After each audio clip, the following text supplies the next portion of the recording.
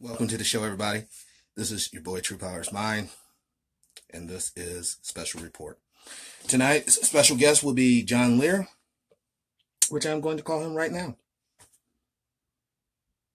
So, hopefully, I did all the correct. Okay. John? Hello, John. Yeah. Yes, hi. It's Truepowerismine, the other morning show, Special Report. Yeah. Just want to say once again, thank you for taking the time tonight to share more information with us all. I had a couple of questions.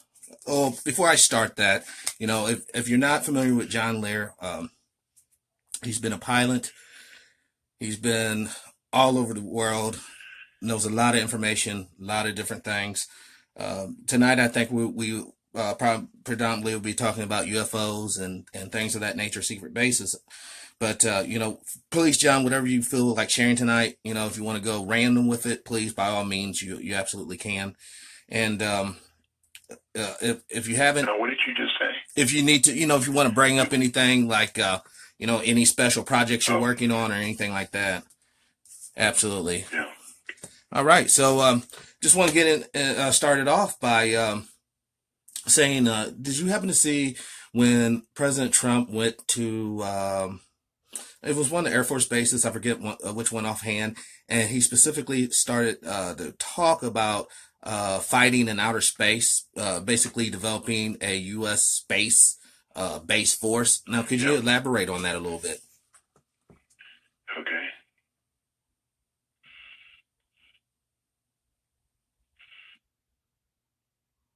Oh, hello?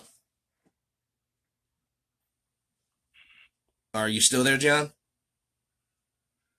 Pardon? Okay, I thought I lost control. Could you elaborate on the past U.S. Space Force and if you have any information, do we have an active space program, and if so, just ask the question. Okay, when did the USA first, to your knowledge, develop a space force? When did they what? Develop a space force, maybe bases on the moon or anything of that nature. We started that in 1964. So for over, 40 or 50 years, we already been in outer space and developing weaponry, such as advanced lasers? Yeah, we have thousands of astronauts checked out. We have many, many orbiting, all kinds of orbiting stuff. We have direct energy weapons. There's 15 of those orbiting. We have factories. The factories make what they call D.D. D.D is the new metal that they're using on ships and submarines. It has to be made in zero gravity. And what it does is, with a very small electrical charge, it keeps the water 2 to 7 centimeters away from the hull, so that there's absolutely no drag. So what that means is an aircraft carrier or a submarine can easily go 100 knots or 116 miles an hour. That's incredible speed. And yesterday or the day before, there was a story about their newest submarine, and a Navy attack submarine, the USS Colorado, and they said it has some advanced stuff in there, marvel technology, but they don't tell you what. And I can tell you what they got. Yes.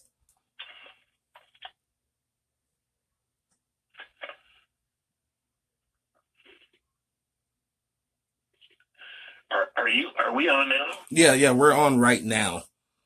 I know it's... I didn't know that. It's fine. Could you tell us a little bit about, what you know, how are they getting these astronauts, these thousands of astronauts off world without family? Is there some sort of special organization or something in charge? I'm assuming this isn't under NASA's regulation. U.S. Navy, it operates out of Kwajalein Island. Kwajalein in the South Pacific. The main base is the Ronald Reagan Ballistic Test Missile Facility. And we launch 3 or 4 rockets a week out of there. And I don't know whether the president knows about it or not, but when he talks about establishing the space program, Yeah. we already got one, and we've had it for 20 or 30 years. And one of the ways we used to get stuff up there is when the shuttle was operating. It would take 2.5 days to get to the International Space Station. And we all wondered, how can it take 2.5 days to get to the International Space Station when it only takes the Russians 37 minutes? So we wondered, and then one day we saw a picture of the huge cargo bay opening just as it got to the ISS, and it was empty. So we figured what they're doing now is all the stuff that's required for these new facilities, the new direct energy weapons and the factories and stuff, was partially taken up by the shuttle. And that's why it took 2.5 days to get there, is because it was stopping at the various orbiting platforms to drop off parts. And so then when they got to the ISS, they spent 10 days there doing this and that. And the Russians always launched a Vostok one day before we launched the shuttle, always. And so we couldn't figure out what that was about until we figured out that the shuttle also took 2.5 days to get back, when it should only take 40 minutes to go from orbit to landing at Canaveral. And so what we figured is the Russians are taking stuff up for us in the Vostok. And when they get to the space station, they wait till the shuttle gets there. And now the shuttle's empty because it dropped off all their stuff that they were dropping off on the way up. And now on the way back, it's loaded up with all the stuff that the Russians brought up for us. We've always said that we're in a Cold War, or used to be in a Cold War and all that. We were friends with Russia from the very beginning, and always have been, and that's why we split up the various space programs. Russia goes to Venus, we try to go to the moon, and we've always been allies, but we pretend that we're enemies. And but now let's talk about that pretending. Isn't that so that we tell the public that that we have to beg the Russians for a ride to the International Space Station? Yes. Well, only 2 or 3 people go up every month or so. But what's happening is we're launching 2 or 3 rockets a week out of the Ronald Reagan Ballistic Missile Test Center out of Kwajalein Island. Not many people know about it. It's a secret, but a lot of people know about it. I don't know whether the president knows about it, because the president doesn't have a very high security clearance. The president of the United States only has, security clearances work like this. Top secret is the lowest clearance you can get. And above that, there's 28 levels of top secret crypto. Wow. And then above that, there's 10 more levels with just names like Umbra, Ultra, stuff like that, and the highest being Majestic. But the President of the United States only has a clearance, say top secret crypto 17, because the people who actually run those clearances don't like elected or appointed officials. They like guys that have been in the program for a long time. So the President of the United States doesn't qualify for a top secret clearance. Neither does usually the chief of staff at the Pentagon. He doesn't qualify either. And I read a story the other day of one of the chiefs of the whole military thing was heard about something, and he called a friend of his and said, "Tell me about this. I didn't know about this." And he says, "I'm sorry, sir, but I can't talk to you about it." He says, "Why not?" "Because you don't have high enough clearance." He says, "I'm the chief. What do you mean I don't have high enough clearance?" And he didn't realize that just because he's up there in the pecking order, he doesn't have a high enough clearance. And so, but all who that does? stuff is kept pretty secret, and not many people know about it. But if you just look up in the air, for instance, John Walson, Walson, if you look him up on YouTube, he has pictures of our orbiting direct energy weapons, and people think, oh, that's to fight people from outer space. No, we don't have any defense against people coming from other planets. No defense at all. What those direct energy weapons are to keep people on Earth in line. Right. For instance, they were used for World Trade Centers 1, 2, and 7. They were destroyed by the direct energy weapons. And the reason we know that is because when the 1, 2, and 7 came down, there was nothing left. Now, if it had been controlled demolition, there's usually about 13% of the concrete and steel left. Right. But in the case of World Trade Centers 1, 2, and 7, there was nothing left. There was maybe one story of steel and concrete. And between the two, Centers 1 and 2, there was 980,000 tons of concrete and steel, and it just disappeared. And what the direct energy weapons do is they unleash or destroy the molecular bind of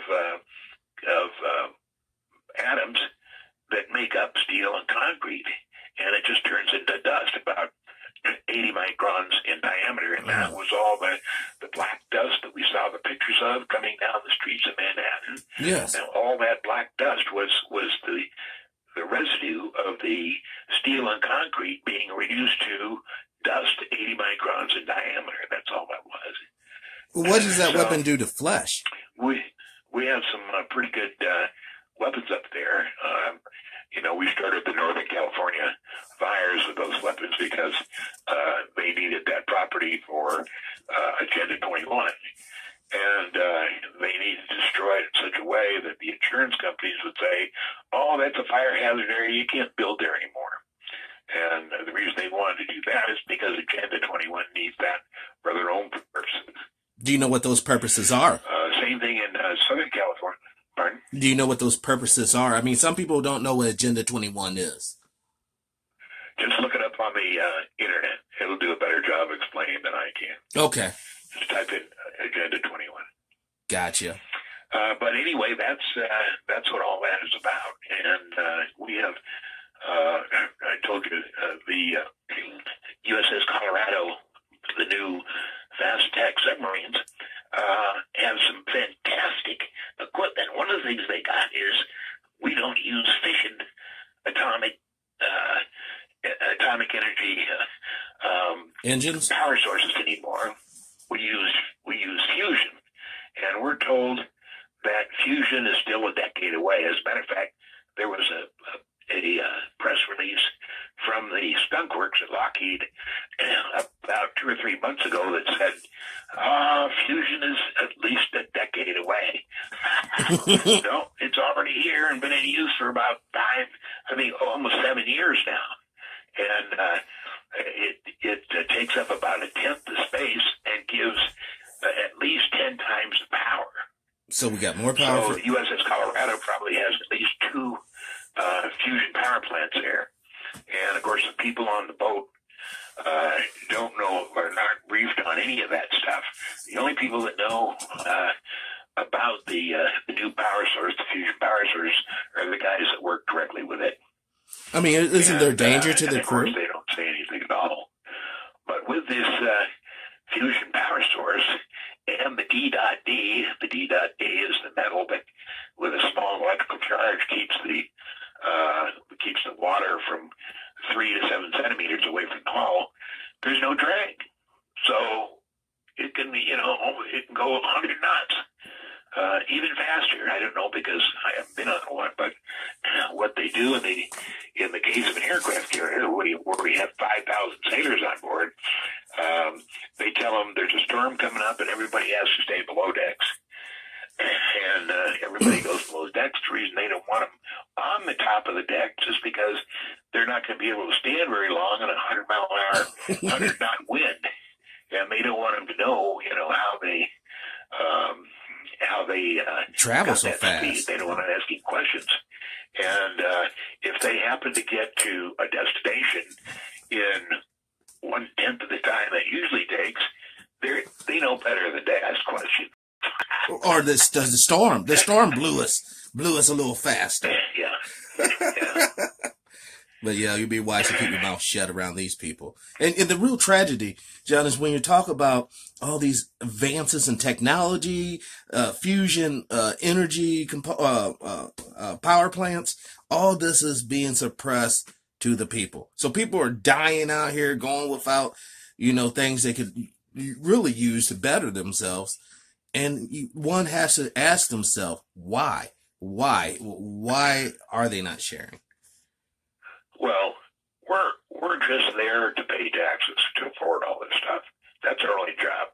Mm. We don't get to enjoy the benefits of fusion power and cheap electrical and replacements for oil energy. We're just here to pay taxes. So if you don't like it, get up. And I have to flip the bill for that too.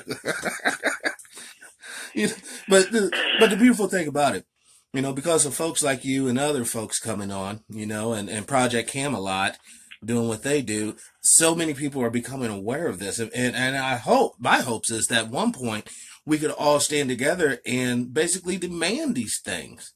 We paid for it. Demand these things. Yeah, no, that's a dream. That'll never happen. You don't think? But, people have to understand that there's only one purpose there here on earth other than pay taxes, is to live your life with integrity, without envy, hate, or greed, and to express your love to your families each and every day. That's all we have to do here, because we're on earth because all of us have lived, you, me, everybody has lived 200 or 300 lives before this one. And we were sent to earth because somehow we have made a mistake in our last life. And we're down here to rectify that mistake. And the way we rectify it is to live with integrity without envy, hate, or greed.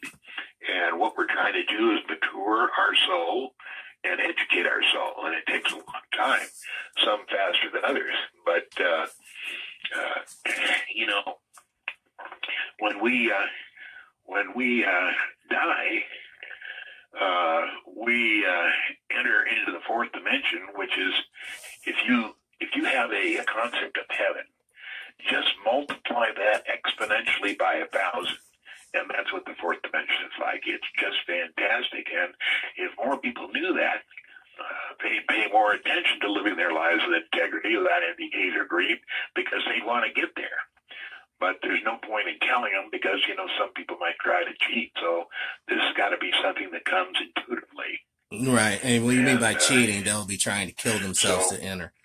When we die, like when Steve Jobs died here a couple of years ago, you remember that during the last 10 seconds of his life, he goes, and all his family's around, and he goes, "Oh, wow. Oh, wow. Oh, wow." And what he was seeing is the lobby, the entrance. When you die, you go into this huge area, and whoever you believe in, if it's a God or Allah or whoever you believe in my case it'd be the Great Pumpkin, they come and get you, and they take you and introduce you or reintroduce you to all the or many of the friends you met in previous lives, and you get to renew all your acquaintances. And then after about 30 or 40 minutes of that, you're taken into a room for a life review. And a life review is they show you your whole life in high definition, color, sound, everything, for all the wonderful things you did, all the loving things you did, all the nice things you did. And then they show you all the nasty things you did, and things that you did that you didn't think anybody knew about is recorded in high definition TV, and you're watching it. Right. So there's no getting out of it. There's no saying, "Well, I didn't do that." They say, "Well, here's a recording of it." So after that, those two presentations, the wonderful things and the nasty things, the decision is made, and I don't know who makes the decision on whether you have to go back to Earth and try it again, or whether you can stay in the fourth dimension.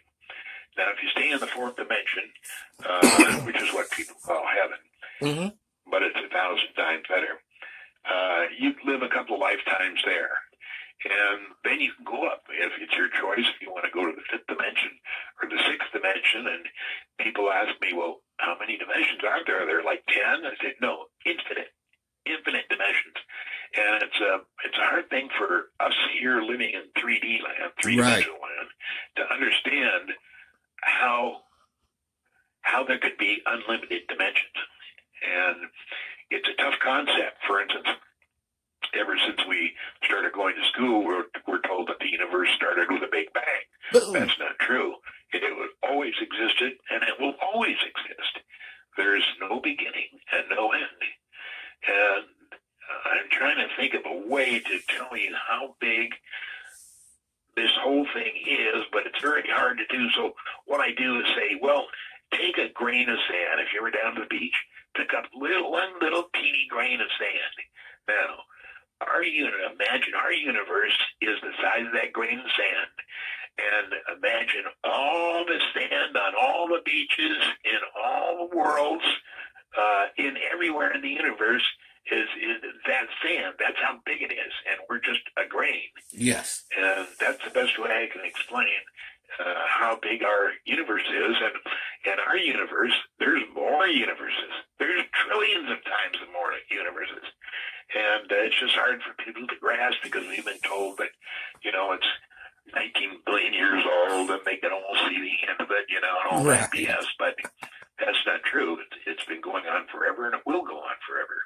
Yeah, because, see, just to touch base on this whole concept right here, kind of segueing about when you die and, you're going down the tunnel, see the light or whatever, you can escape this whole process of being reborn, apparently, and coming back to Earth again, because basically what this whole experience is, anyhow, is a huge trap, a huge interdimensional trap that recycles itself, and basically sort of like the Matrix movie, we are the food for the entity that's feeding off of this thing that's going and will continue to go for eternity. That's why people can be born bad and bad stuff can, because at the end of the day, none of this really matters. It's all it's basically all part of the feeding mechanism for this entity, and we can escape this by that's not exactly true. Nobody uses this for that kind of energy and stuff. We're just here to mature our souls and to educate our souls, and all that stuff about recycling and going on forever and we're trapped here. That's not true. I mean, but wouldn't it kind of explain how we live these past lives and we do not remember them? And unless you go underneath hypnosis and then they can draw out these memories. Why, if we're here to develop ourselves, why not have that tangible, the good parts at least of your past lives kind of embedded? I mean, I know it's embedded in your DNA, but embedded in your conscious to where you can recall on these experiences, once again, adding to your overall sense of wisdom. Yeah, they can't tell us that because they want it to be intuitively. And when you're down here, you're supposed to live your life with integrity, without envy, hate, or greed, and they don't tell you that that's what you got to do, because then people would cheat and try and cheat on that and pretend they were having integrity and without envy, hate, or greed. They want it to be intuitively, so that's the program. So you're saying basically, 7 billion people right now on this planet, roughly, and all of us share that in common. We haven't... 5.5 billion. It's only 5.5 billion now? Yeah, see, that 7 billion people, that's actually 7.5 billion. 20% of that are aliens dressed up as humans. There's only 5 billion humans on Earth. All the rest are aliens dressed up as humans. So you could potentially have whole armies of aliens? Like say the Nazis were. You could potentially have whole armies of aliens that they appear to be human, but they're really not. Right, they're just pretending to be humans, and they all have different jobs here.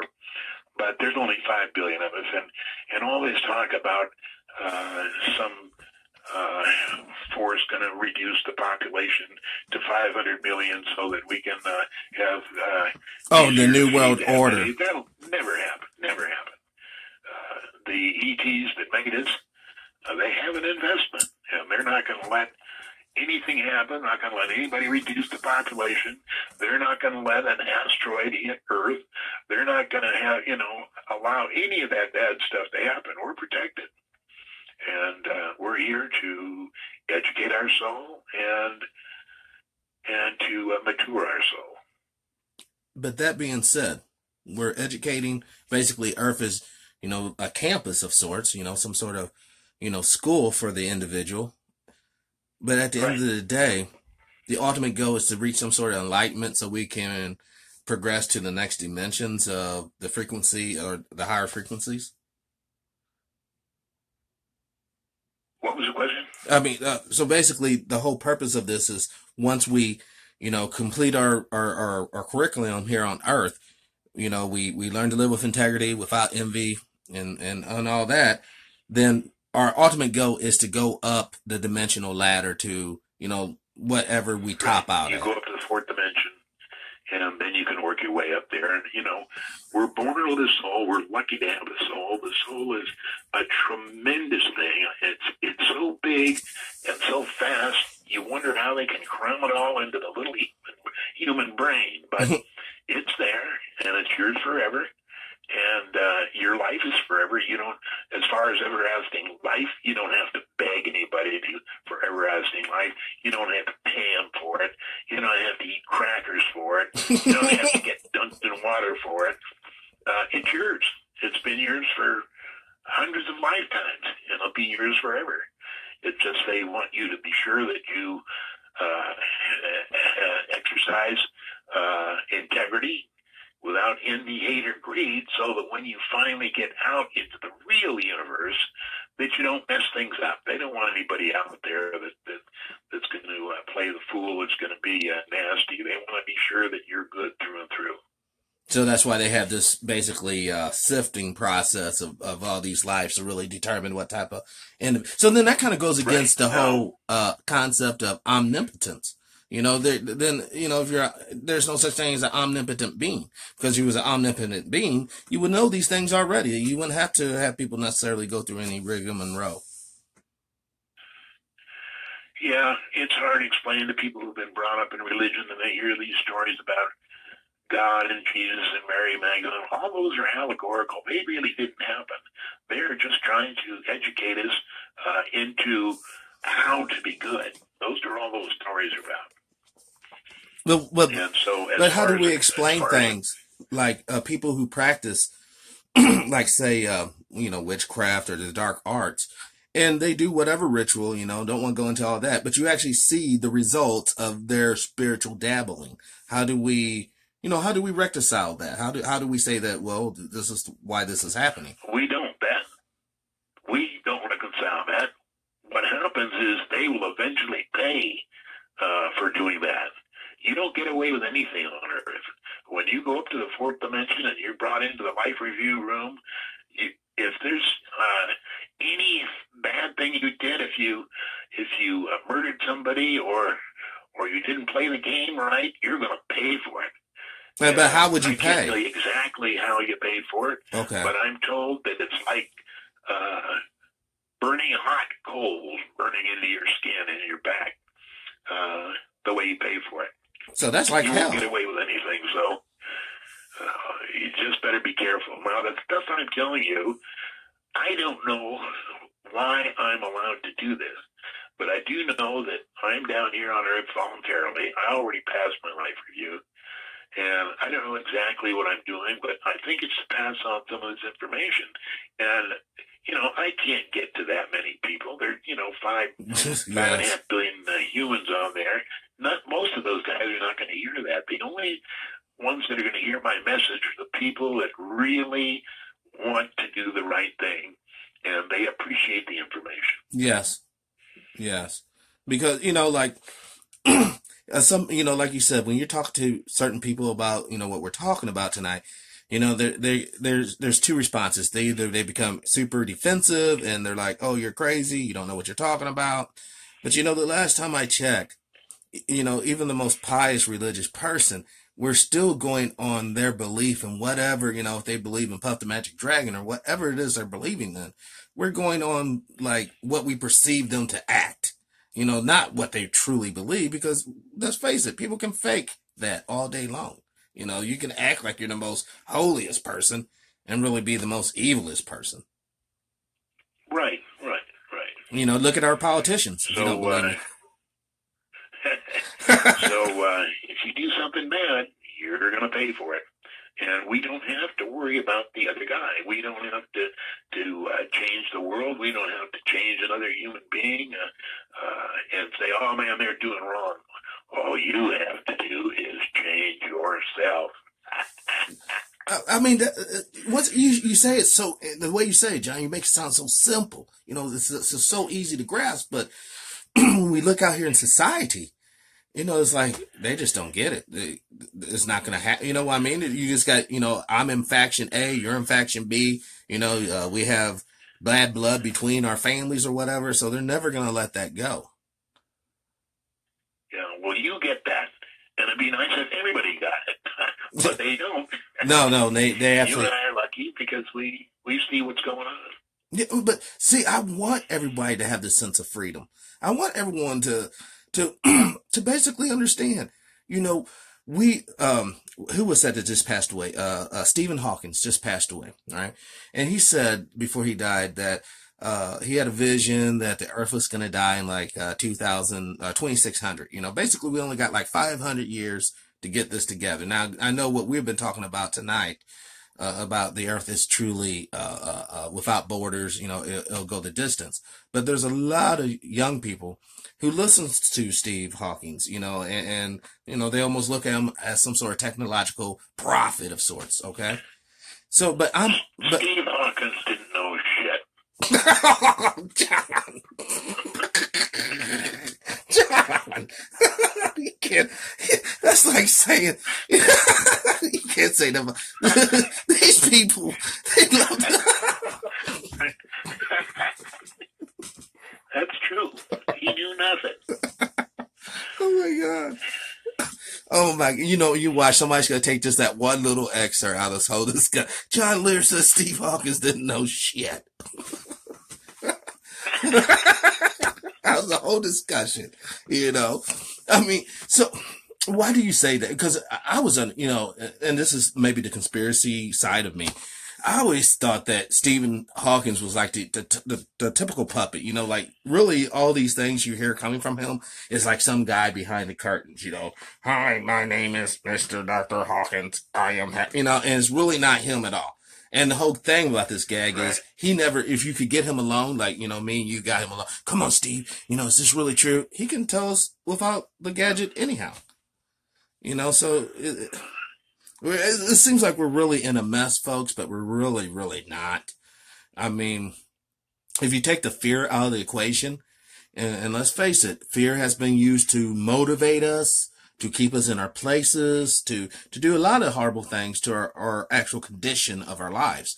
If we can just kill our fear and overcome our hate, oh, this could be a paradise down here. The people in the other dimensions would be, man, I want to go to that third dimension. They really know what they're, you know. But if most people, unfortunately, John, most people have the choice. They would choose not to come down here, and Earth would be like a barren wasteland. Couple people here and there, hardliners, you know, but, you know, for the most part, nobody would really be here.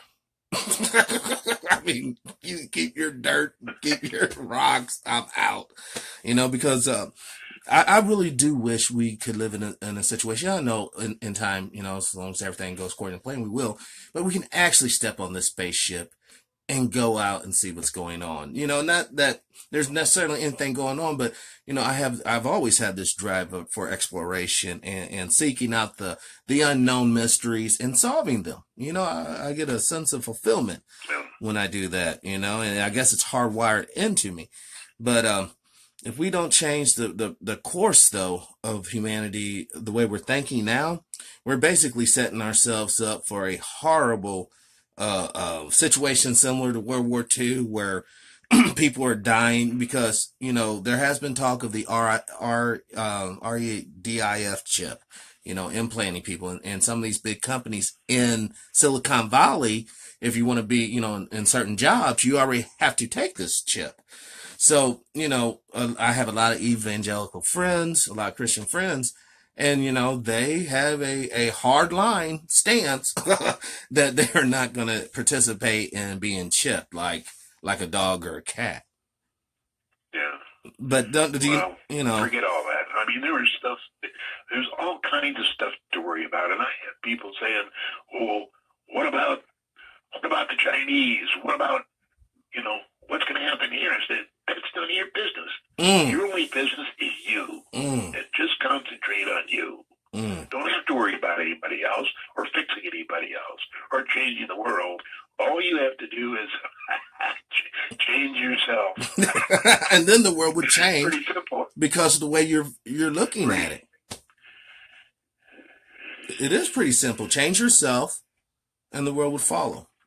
Some of our greatest leaders, the only reason why they led. What I'm trying to say is don't worry about the world. Maybe you think you want to help everybody along. That's none of your business. Your only business is you. Just forget all that other stuff.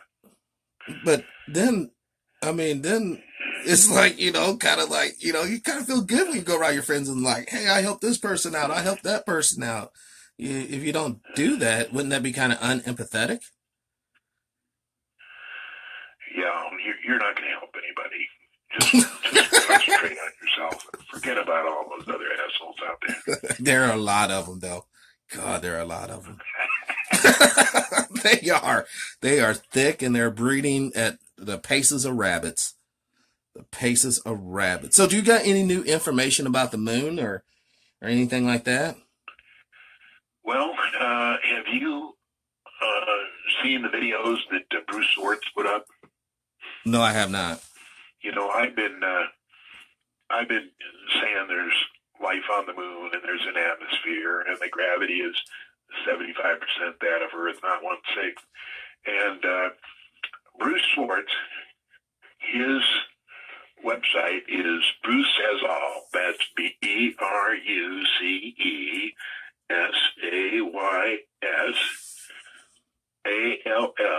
Now, he has a website and he also has 30 to 40 videos on the YouTube. And he has a 12-inch telescope. And what he has done is he's figured out a way to penetrate the hologram that we're looking at. When we look at the moon and we see craters and gray and all that, that's not what it looks like. The place is covered with industrial factories and buildings and stuff. And he's got pictures of them because he's figured out how to penetrate the hologram that's keeping us from knowing what's on the moon. Now, we're not supposed to know, but he has figured out a way to show us. So if you go Bruce Says All on YouTube and look at some of those videos he's taken where he penetrates the hologram that's covering the moon, it's fantastic. It just goes on forever. Just, thousands of buildings and roads and bridges and all kinds of stuff. And, most of them aren't domed. People say, well, what about the air? Yeah. I've been telling you for 15 years, there's a regular atmosphere up there. And the reason you don't see it is because it's too thin. But it's enough for them to breathe normally. When we go up there, in other words, the moon people come down, there's 3 billion people up there. Oh, wow. Now, they come down to Earth, and they have been coming down for many hundreds of years, and take different people up there, scientists, doctors, teachers, and they show them what's up there. Now, of course, when they get back, nobody's going to say what they saw because they think you were crazy. Mm-hmm. But they do. They take thousands of people up there, and they treat them to a week of showing all the stuff, the farming and the mining and industry and all that kind of stuff up there. Howard Menger went up there in 1956, and he wrote a book called I think it's Q from Outer Space or something like that. But he went up in 1956, and he spent the 2 weeks up there. Now, the first week is orbiting the moon, gradually getting used to the atmosphere because there's not as much pressure as there here on Earth. And if you didn't get accustomed to it, you wouldn't be able to function very well. The same thing as when you go up climb Mount Everest. You only take it in several thousand feet increments. Right. so that you get used to that. And you go up and you spend a couple days there, and then go up a little further, and then come back down, and you do it gradually all the way up. Well, the same thing is on the moon. You spend, when Howard Bender went up there, it took him a week to get pressurized. Yeah, is there a risk of getting? One of our people. When he got up there, he was taken around all the different places. He rode on a train, and he said the train went several hundred miles an hour. It was on a copper roadway, kind of a maglev type of deal. And they took him all different places and saw fantastic views, much better than the Grand Canyon, much steeper than the Grand Canyon. Mountains and all kinds of stuff was there shown. And one of the places, when they got way out in the desert, they opened the doors. They said, "Now, everybody, we want you to stand out in the desert and see that it's not as hot as NASA says, and nobody's going to burn up." And yes, it's hot, but it's not hot that you're going to burn up. So that's the purpose that they opened the doors and let the people go out and see that the temperature isn't that bad. Of course, you wouldn't want to live there, but it's not as bad as NASA says. Now, are those moon people? And all kinds of sand, and the food they get is just unbelievable, out of this world. As a matter of fact, it's on the moon. and then when they get back, most of them don't say anything. Howard Mencher wrote a book called, I think it's From Outer Space to You or whatever. It'll come up on Google if you find it. But he passed away a couple of years ago, and before he passed away, I had the honor of talking to him, and he lived in Florida. And what I was trying to do is figure out what the daytime color of the sky was, and he says it's saffron yellow. And so I sent him 6 swatches of saffron yellow, 6 different swatches. And if you go to thelivingmoon.com, which is my website that I share with Zorgon, Ron Schmidt, that exact swatch is on there, and it has the X that he put. In other words, he picked one of those colors. He said, "That's what the sky looks like." So, when we see to the moon, and we didn't go to the moon. We couldn't go to the moon. Because of Van Hyper belt. The radiation belt would have... And if we did go to the moon, the sky wouldn't be black. It would be saffron yellow because it was daytime. But anyway, that swatch is on the livingmoon.com. Now,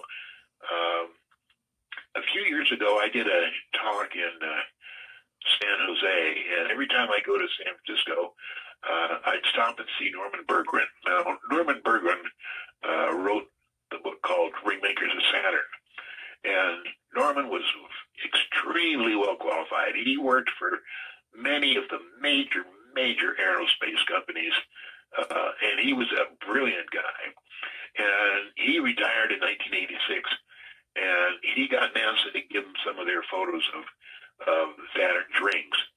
And he's the one that found the spaceships orbiting the Saturn's rings. Now, he thinks they make them, and I don't know, but they are orbiting, and they're fairly large. In other words, the length is 2,400 miles, and the width, the diameter, is 1,300 miles. Holy crap. We're talking about some pretty large spaceships.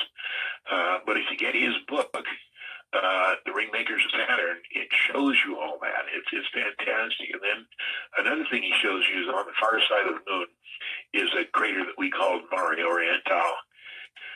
And what he says, those concentric rings that make up the Mare are actually where the EMV, the electromagnetic vehicle that towed the moon into orbit 15,000 years ago. Now, the moon is 38 million years old. It was made on Saturn. And we're all told that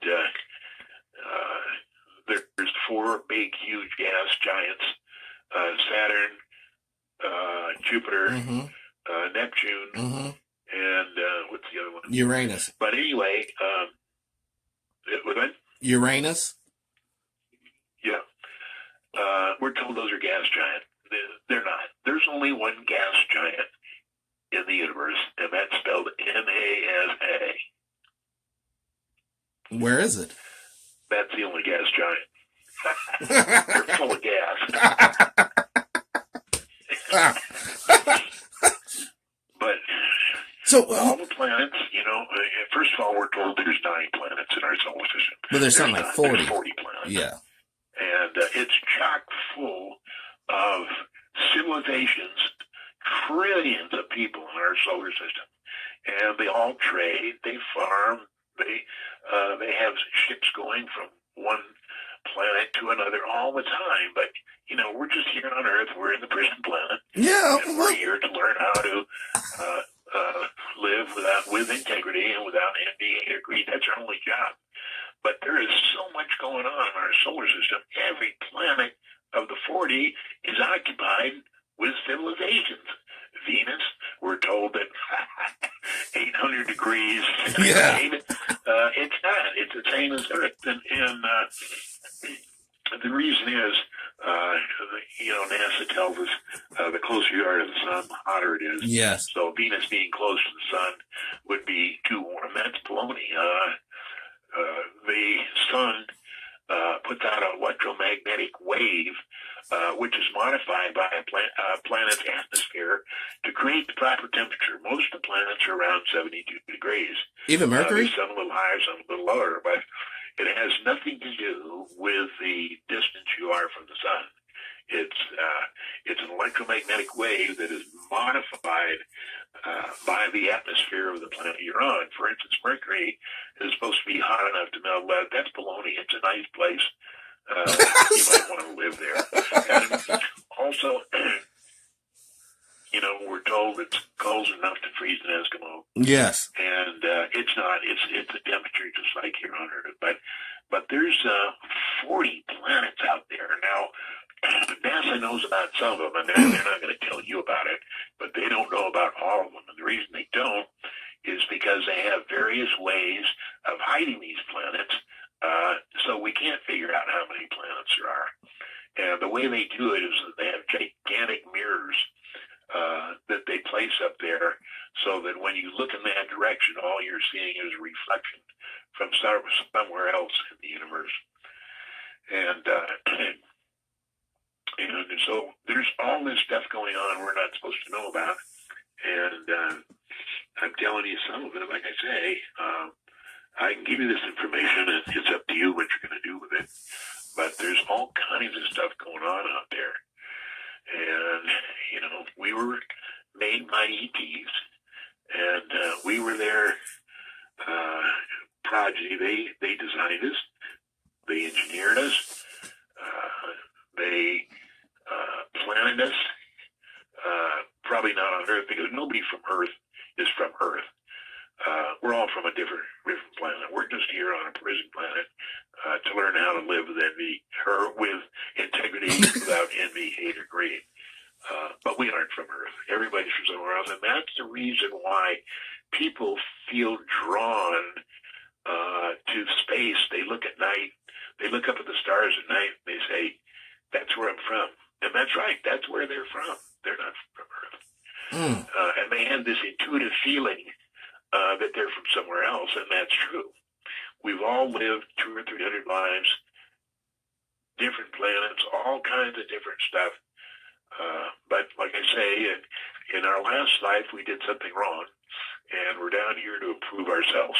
Man. And the way we improve ourselves is to live with integrity, without envy, hate, or greed, and to express our love to our families each and every day. That's all we got to do. And, honestly, that philosophy, no one can really go against that. I mean, it's so basic, and it's so, righteous. That's just the right way to be. You don't want to be a miserable person, filled with envy and lacking integrity. And certainly you don't want to be unloving. And in order to be loving, that means one has to be lovable. So, that being said, these moon people, are they originally from planet Earth, or were they originally from the moon? They're from somewhere else. Okay. And I don't know where, but there's humans all over universe, and not only over the universe, there's aliens all over the universe. Some of them are pretty weird looking. And there's bad guys all over the universe.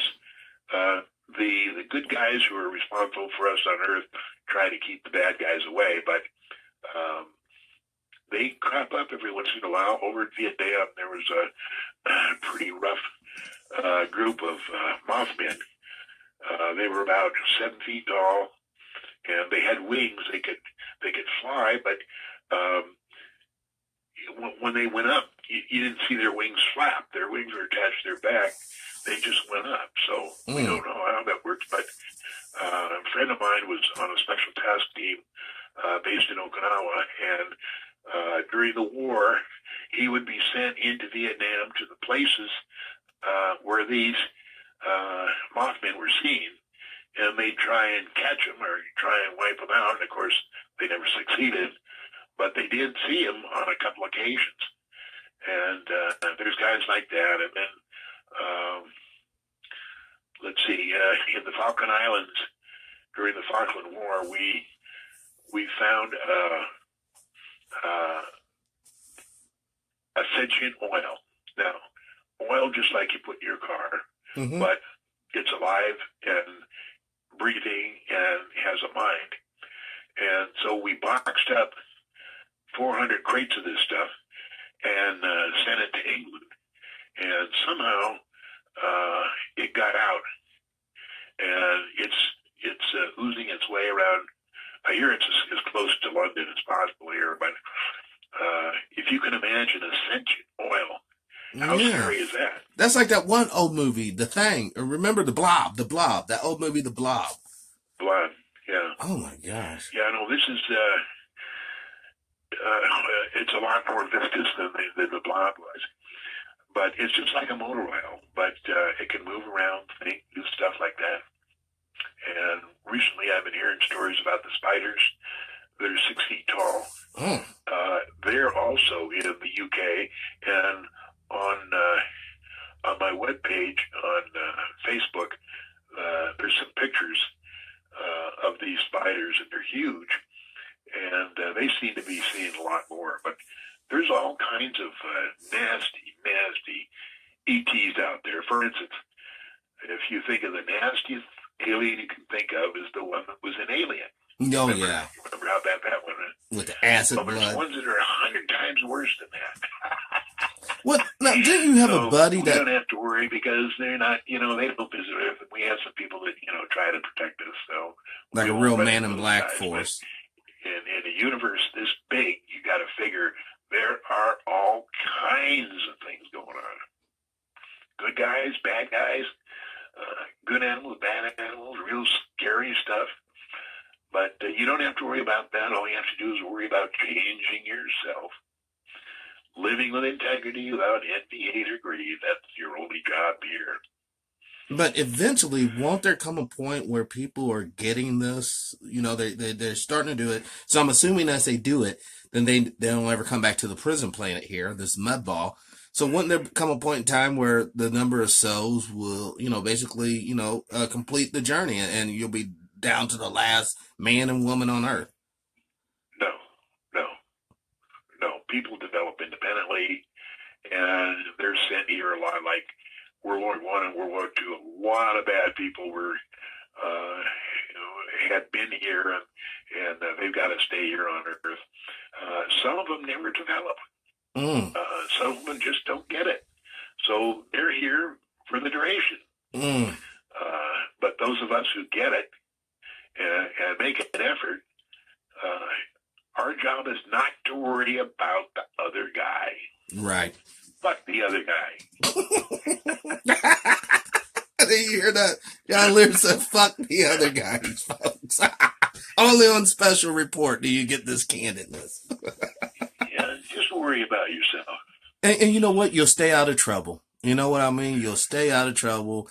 A lot of people find themselves nosing into other people's lives, and they get into a whole world of trouble. So there's no situation, now, folks, you don't have to worry about, nuclear war. It's not going to happen. The zombie apocalypse, not going to happen. What about pandemics? Are we still susceptible to mad scientists? We're always being tested now.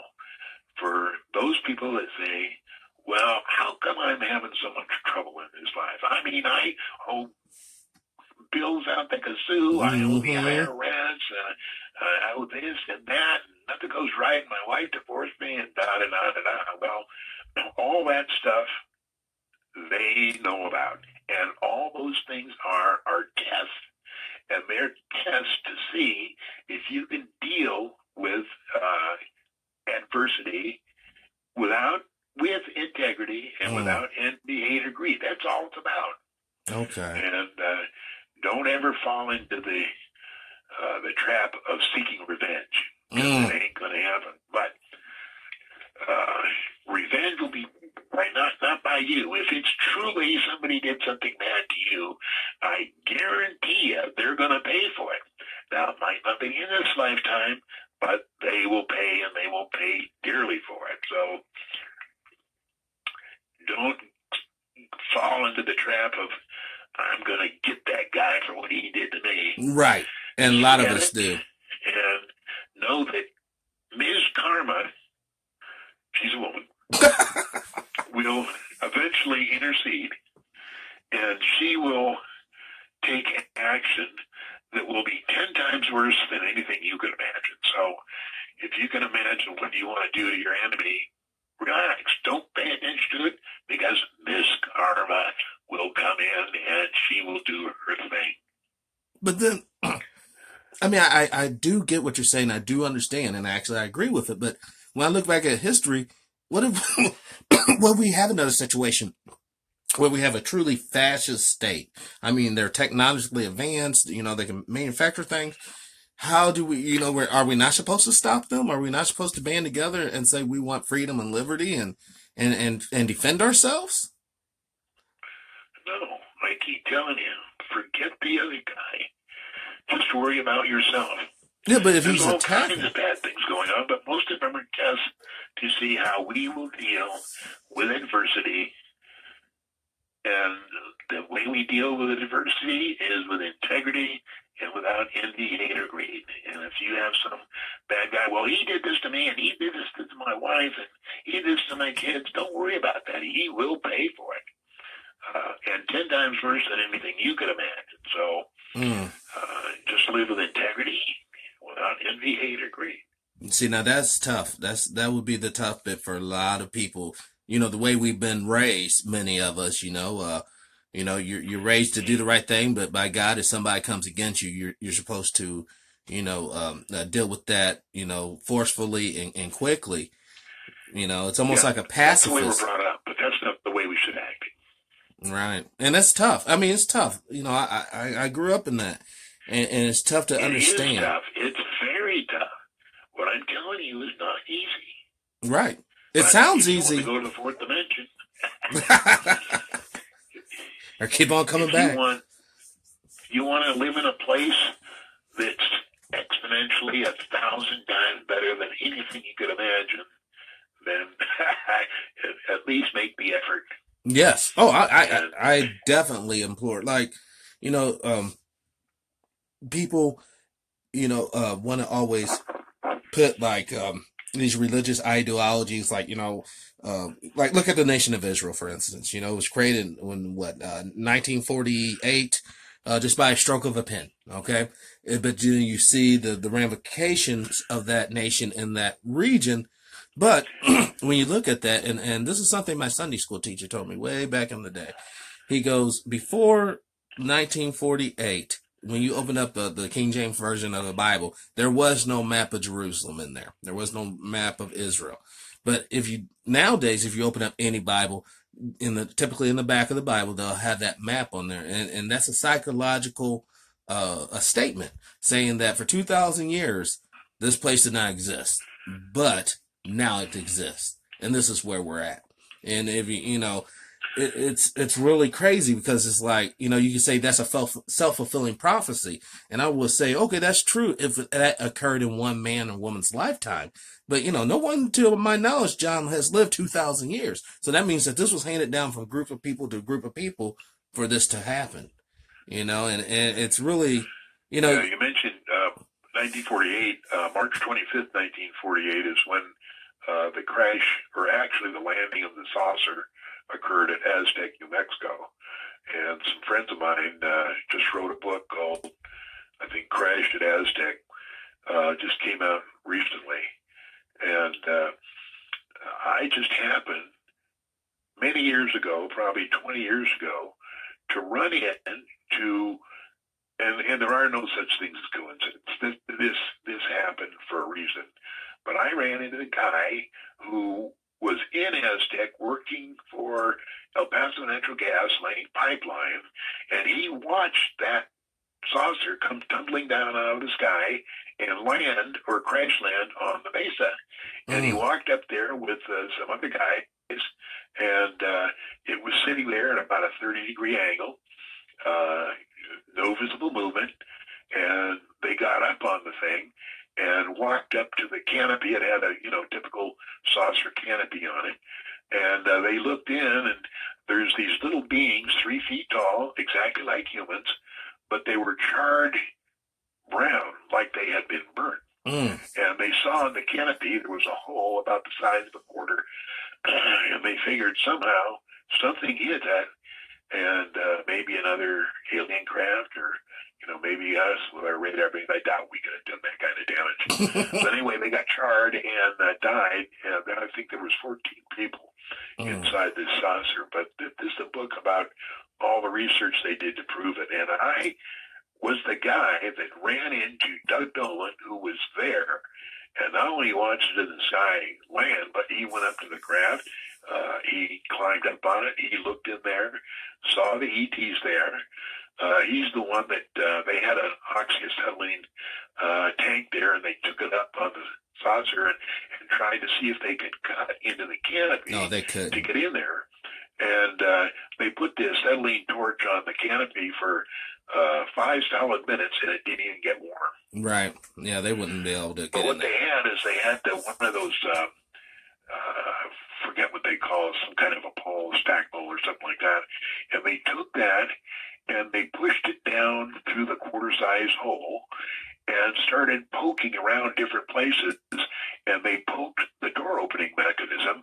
And when they did that, the door opened. You know, it was kind of a ramp, like in The Day the Earth Stood Still. It was that kind of a ramp that opened. Gotcha. And then a couple of them actually went in and crawled around inside to see all the stuff. And then the military got there about 2 hours later. I herded them all into a corner of the field, and I gave them the old security briefing: don't tell anybody for the rest of your lives. And Doug Nolan, the guy that I met, he said he never talked to anybody in 48 years, and only because he heard me, John Lear, giving a lecture on UFOs at the Spring Valley Library here in Las Vegas in 1988, did he decide to tell me that he was there at the crash at Aztec. Did he happen to say he noticed any type of writing, like I mean, any type of writing on the craft, you know, a calligraphy or anything? Absolutely, all over. Was it similar inside, outside? What was it similar to? You know, nothing we could decipher. Oh, so it wasn't like ancient Egypt or nothing like that, or Sumerian text or anything like that? No, completely alien. And when the military got there, obviously they had seen something similar, because they knew how to take it apart, and what they knew how that it came apart in pie sections, like 6 or 7 sections, and it's just the shape of a pie. And they knew how to take it apart, and when they put it on their low boys, you know, those are the Blue Berets. They're the secret team that used to recover saucers and take it from wherever they were to the hiding place, wherever that was. And what they do is, if it was big enough, like the one we're talking about, because it was 100 feet in diameter, what they do is take it apart in sections and then load them onto the low boy. Now, it wouldn't fit on one. It would fit on three. And these drivers were trained to driving these low boys in tandem. And they'd go across fields. They had guys that knew how to quickly build bridges so that they could cross rivers. And they had a cleanup team after them who would clean up the field so that they couldn't tell anybody was there. They didn't use roads because that would be a giveaway. Right. And they didn't want to even say it. And that's why they just, made their own roads. And one of the names for the Blue Bays was the Interplanetary Unit. And that's come up several times.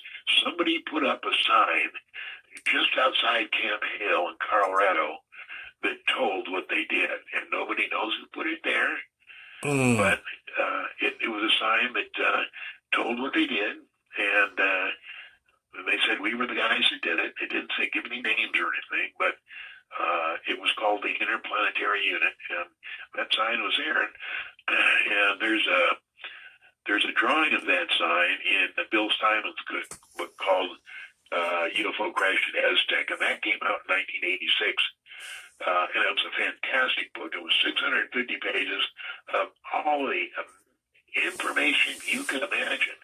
And that book now is going for between $2,500 and $3,500 a piece. Wow. But boy, did it have great information. I've got my own copy, and it's signed by Bill Steinman, and not only signed by Bill Steinman, it's signed by Doug Nolan, who was there when it landed. That's incredible. I mean, and, all these people keeping us underneath the chin, for all these years.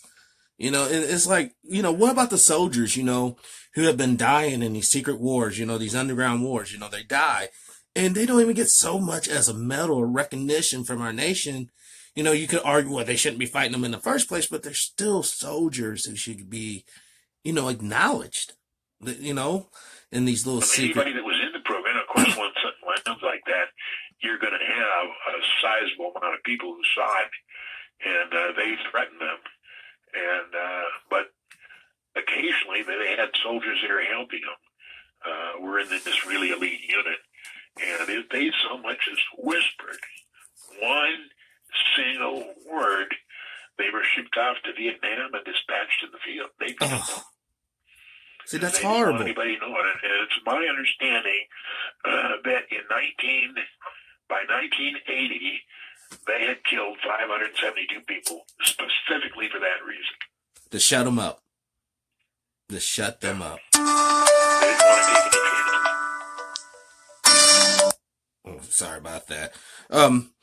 The thing about it is, if we do not come together, and see this for what it is, more young men and women are going to die in these pointless exercises.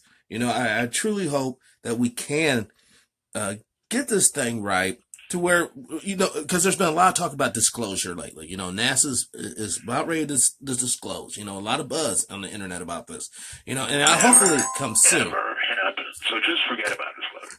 It's never going to happen. But there's just too much information out here now, John. It's not like the old days. It's not like the 70s and the 80s where we didn't have the internet. We didn't have these sites that you talked about where we can go and see the pictures of the moon. It'll never happen for this reason. The ETs, the people that made us, the aliens, do not want people to know what's going on. So what they have done is they've made a deal with the government that they'll trade some of their really high-tech fancy toys if the government will help keep it a secret. And that's why disclosure will never happen. I don't care how many senators, how many congressmen, how many people get together and demand it. Ain't going to happen. So they're really serious about that. They'll dispatch people over that then. Oh man. Yeah, there was this thing happened a couple months ago with this stupid UFO video that the Navy pilots took of a Tic Tac doing loops, and it was just crazy. And Senator Reid of Nevada, the whole operation should have been called Senator Reid needs a free lunch. Now, the reason he needed free lunch is he had been a senator for 30 years and always got a free lunch. Now he retired, he's not a senator anymore, and he wants to know where his free lunch is coming from. So he conned the Pentagon out of $22 million. For he was going to do a research. Now the Pentagon said, "Here, go ahead, do what you can," not knowing. The Pentagon knew exactly what they've had for 70 years. They've got the most fantastic film. They have hundreds of alien bodies on ice. They have at least 80 different saucers. They know exactly what's going on, but they don't want anybody else to know. So when Senator Reid asked for $22 million, they said, "Yeah, here, go ahead, be Mr. Disclosure." And of course, Reid jumped at the chance because now he sees where his free lunch is coming from, because he gave that $22 million to Bob Bigelow, his friend here in Nevada. And they're going to set up a little company, and he thinks he's going to be Mr. Disclosure. But actually, he's only after a free lunch. And, they may have a few old parts that they think are from ETs and stuff like that, but there's not going to be any disclosure. But this was the smartest way for the Pentagon to handle it, because there's a lot of people saying, "Oh boy, finally we're getting to the bottom of this thing. Look at those 2 videotapes of saucers." Yeah. Well, not saucers, of Tic Tacs and blobs, and we're really getting someplace. But it's all just a gigantic farce. So are things such as dragons or even like the portals, sort of like people claim that CERN, the Large Hadron Collider, is basically a stargate of sorts. Is any of that real then? There's stargates all over the place, and they're not just in one place, they move. But we as humans don't get to use them because we're made of flesh and blood, and those stargates, they take people who are very highly developed, much more than we are, to enable them to move around. But humans aren't going to get to use it. So if you hear any stories about somebody climbed into the stargate, it was just BS. Oh, okay. So basically, like, we'll rip our flesh apart, even if we did activate one and try to walk through it? No, not going to happen. Oh, okay. The interesting thing here is I just found out about this story in Kandahar. Now, Kandahar is a city in southern Afghanistan, and I have been there a couple times because in my job with TMA, Trans-Mediterranean Airways, I was a contract captain, and one of my runs was from Dubai in the United Arab Emirates up to Kabul. And I would fly up there twice a week, sometimes 3 times a week. And sometimes when we couldn't get into Kabul because of the weather, we'd have to go back to Kandahar and get some fuel and then try it again. But here in 2002, they had this Special Forces team exploring a place, a kind of a secret valley that they'd heard about. And this secret team, I think there was about 8 guys there, disappeared. And so a couple months later, they sent in another team to look for them. They followed their trace, their path, and they come up on this huge cave, and this giant comes out. He's 15 feet tall. He has red hair, 6 fingers on each hand, six toes, a reddish, huge red beard, and he was carrying a spear. And you'd think somebody 15 feet tall would have trouble moving around. No, Yeah. This guy was prancing around like he was a ballet dancer, and he speared one of the Special Forces guys and held him up. Mm. And the other guys started shooting, and it took them a while to get him because they were firing at his body mass, and they should have been firing at his head, but they finally got him in the head, and they called in for transportation, and I think it was a CH-47. It Chinook came up, lowered, and because it was in such a mountainous area, all they could do was lower a net, and told these guys to put the giant in a net. And they went out of there, went back to Kandahar. I I'm sure it was flown to Germany in a C-130, and then from there to Wright-Patterson Air Force Base, where they probably did some thorough training on them. But giants still live; they're real. And if you want to go on the internet, just put giants in Kandahar, and it's Kandahar, Kandahar. And it's a tremendously interesting story, and there's a couple of videos of it. Now, remember our last conversation. Videos of the story, not of the giants. What? I remember our last conversation. You had mentioned that cloning facility in the United Arab, I believe Saudi Arabia, and it was there to produce the super soldiers. And it's like, you know, if we're producing these super soldiers, my question is, who are we going to unleash these? You know, I mean, could they be for the underground wars, the aliens underground that we're presently battling with?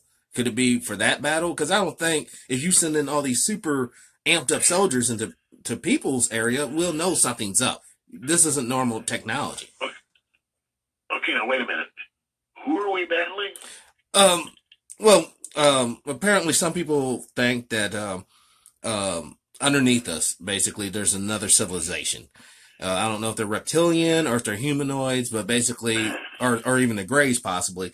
But basically, there's been a number, like when we dig one of these ultra deep tunnels, you know, we'll come across their situation, and then they send down a team to fight it out with them, essentially. Okay, well, let me straighten you out. There's not one civilization underground. There's 1,000 different civilizations inside of Earth. Wow. And people had trouble believing that because they were all the room. And you could get to figuring it out how many tunnels are inside of Earth. There's easily 1,000 different civilizations, and they're all different. They all look different. You have the guys that showed up in Mount Shasta, and the entrances there, and all the stories of the guys that found the tunnel in Death Valley.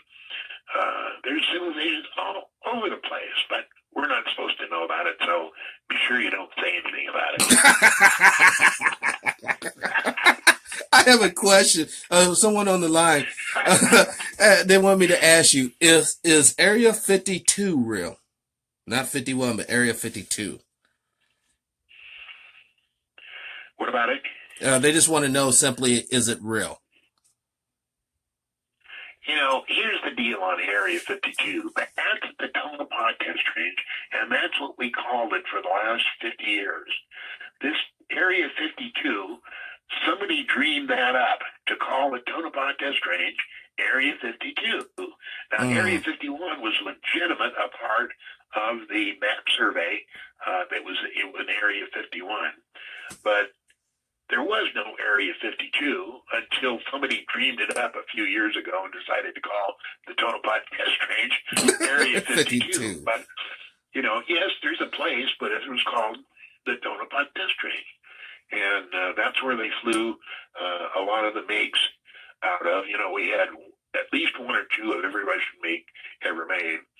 And what we were doing during the war, the people that were working with radar, is they were taking radar signatures of these craft with different weapons on board and seeing what the radar signature was, and then transmitting it to the pilot's radar that would say MiG-21 with such and such firepower. You know, it was more than just a blob on their radar screen. It would tell exactly what the airplane was and what armament it was carrying. That's what they were figuring out in Area 51 from the middle 60s to the middle 70s. Wow, what an epic waste of time and resources. We were sitting here, you know, back in the 80s, I still remember all the anxiety I had about, you know, when we finally go to war, especially after I saw that movie Red Dawn there, you know, when we finally go to war with Russia, you know, we're going to give these people some freedom and everything. And it's like, what an epic waste of time. What an epic waste of resources. You know, all these secret projects that really bear no fruit, except for making somebody rich. You hear, you know, we hear about the F-35 and how fantastic an airplane it is. Who are we going to fight? Yes. I don't get it. We're friends with Russia. We're friends with China? Who are we building this stuff for? Exactly. But we're spending a lot of money. We're just building it to keep the aircraft companies and the secret government in business. That's all it's about. And you know what? Me being a good patriot that I am, I just want to go on the record. Yeah, we need to keep on, folks, putting our money together and keeping these people paid off. Because apparently we don't pay these people off, they're going to off us. So, let's just keep on, flipping the bill. Well, what did they used to do back in the Roman days? Remember, like we're a little village somewhere, and the Caesar's centurions come in, conquer our king or whatever, and we have to give them a yearly tribute, and we can keep our little stuff. But that's basically what we're doing now with taxes. We're just giving them a yearly tribute, so I can keep my little farm and raise my chickens, and that's all this is. And how are we doing on time? We're about ready to wrap it up, actually. We actually went basically 23 minutes over. I apologize. But, when you get to talking, John, I'm listening, and everything you're saying is, is quite fascinating to me. But, we're going to wrap it up. We will be having you back on next month on the other morning show, not special report. But I do want to say thank you, sir, for joining me tonight. Okay, and thank you, and I hope you have a great night. Okay. Bye. Okay, thank you. Bye-bye. All righty. Let me end this. All right, folks. That was it. That was special report, Truepowerismine, featuring John Lear. We went over some information in the last show, but we definitely went over a lot of new information. Folks, what we're up against, John said it is so simple, Quit putting your business out there on social media. Quit focusing on everyone else's problem. Look into yourself. Change yourself, especially your mind. And believe it or not, the world around you will change. If nothing else, at the very least, the way you see the world and experience it. Well, that is it for tonight. I'm Truepowerismine. This has been Special Report. Thank you all for watching. Peace and bye.